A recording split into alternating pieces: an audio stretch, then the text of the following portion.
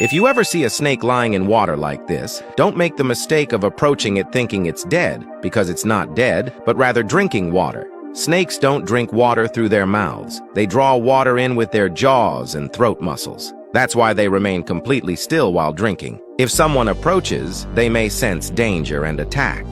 At first glance, it looks like someone's making pancakes on a hot griddle, but this is actually a traditional Turkish dessert called kadayif. A loose batter is squeezed out like fine threads, spiraling across the griddle. Once it cooks, it's scraped off into a fluffy cloud-like bundle. It's then topped with crushed pistachios, rolled up, deep-fried to a crisp, and finally, drizzled with sweet honey. These days, it's even used in fancy chocolate desserts in Dubai, where tradition and modern luxury melt together in one bite. Wait, did you know that putting a bowl of water in the desert could actually put camels in danger? It sounds unbelievable, but here's why. Someone leaves a container of water in the desert. At first, only a few dehydrated camels find it. They drink their fill and leave. Seems harmless, right? But then the word spreads. More and more camels gather around the same spot. A place that was once empty becomes a camel watering station. The problem is, after drinking, some stop leaving. They stay nearby, waiting for the water to return, thinking, it'll still be here tomorrow. Over time, they stop searching for natural water sources and depend completely on this artificial supply. But there's one problem. The water will eventually run out. When the container is empty, many camels are already exhausted. Some wander off looking for water, but may not find it in time. Human help can seem beneficial in the short term, but in nature, one small change can sometimes create a bigger problem.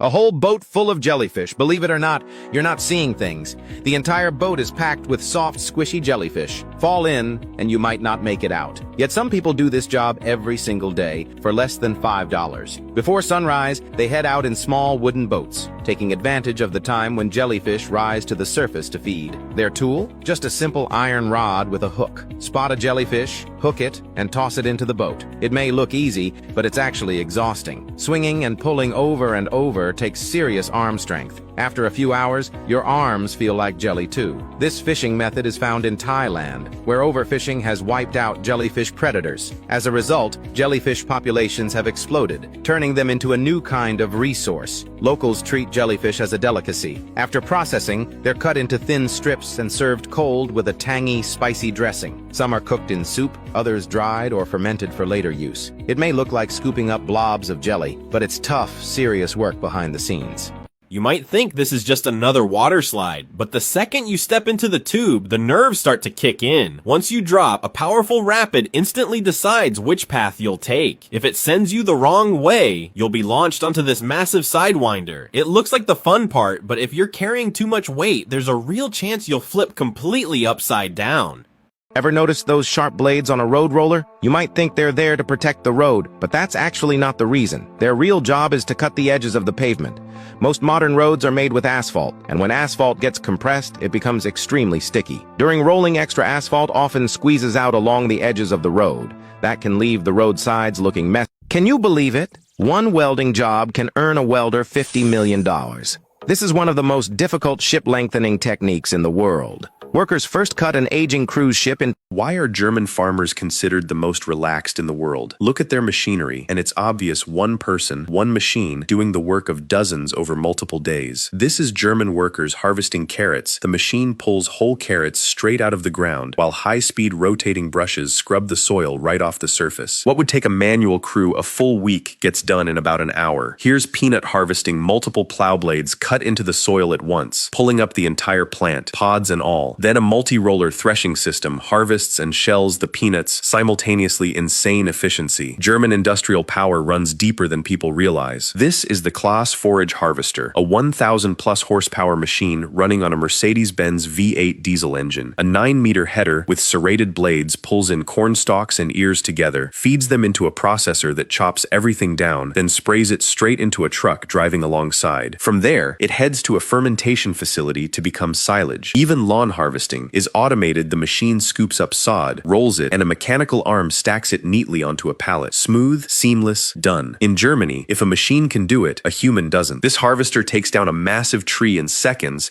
then automatically saws it into uniform logs, right through to loading it onto a truck. Orchard pruning, fully automated too. Blade-equipped vehicles drive a set path, trimming branches on both sides like a hedge trimmer, clean enough to satisfy even the pickiest perfectionist. Two rotating brushes sweep up the clippings behind it. Fruit picking is wild. A robotic arm grips the trunk and vibrates it at high frequency, using resonance to shake the fruit loose.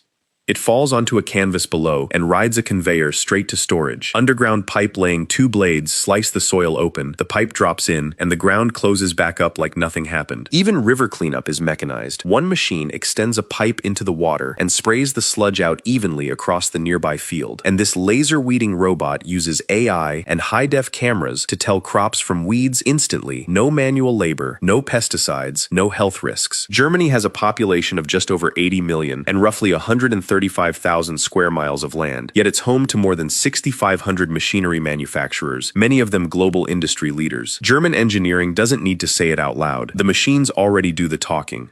Surprisingly, one of the easiest ways to green up a lawn is by burning it. After seeing his entire yard turn yellow, this man decided to try something different. Using a small flame torch, he carefully scorched the entire lawn. The idea is that once the grass is burned and reduced to ash, it creates fertile ground. When spring arrives, the grass can grow back greener and healthier than before.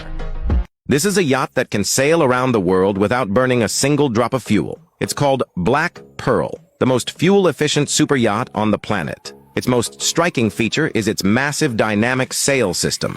Why do so many countries choose to spend huge amounts of money buying large ships from China instead of building them themselves? Does that mean these countries are incapable of building ships? Can you believe this? Lava from a volcano can ignite wood instantly. Sounds hot enough already, right? But compared to molten steel from a smelter, lava is just a warm-up act. During an eruption, lava reaches temps of 1,300 to 2,200 degrees Fahrenheit, hot enough to boil a bucket of water in seconds. Drop some snow on it, instant steam cloud. Even cooled lava rocks, touch them with heat-resistant gloves, and that leftover heat can burn your hand in seconds. Terrifying? Sure.